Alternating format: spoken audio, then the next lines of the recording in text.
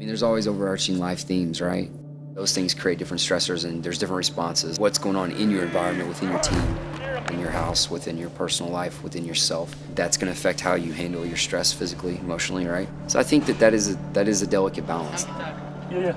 So what I'm looking for with the whoop data is trends. Anything that I can find that is a common denominator, and typically seasonally it's different. In the off season I deal with different things. It could be sleep quality in different parts of the world, with or without daughter, certain types of social stress environments, and then obviously understanding how he adapts to the stresses that I put him under physically. So I have to acclimate to those things because he gets to live a life. So I try to give myself time to go out there and be myself, play golf or spend time with my family.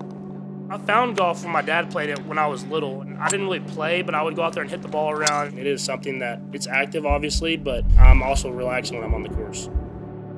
I don't believe in balance. I believe in priorities, and I think that he's good with his priorities. Obviously, when you have kids and you're married and you have a family beyond that, and then you have people you're responsible to and things you're responsible to and from, which are different. I think just having those things at the top of mind help keep him, where he needs to be. That's it right there.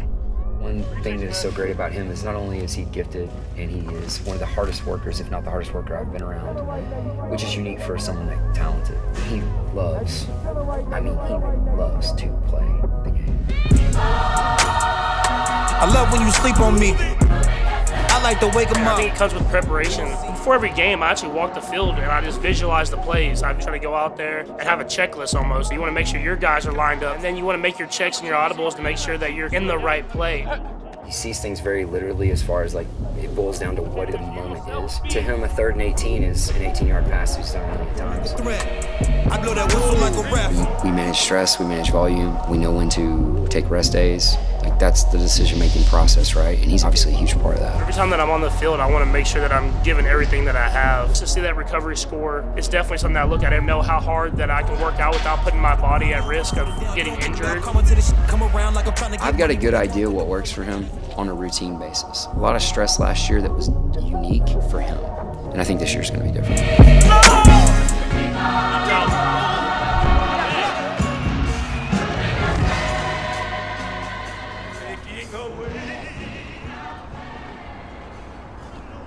7:30 tomorrow, Patrick. Yes, sir. Hey, let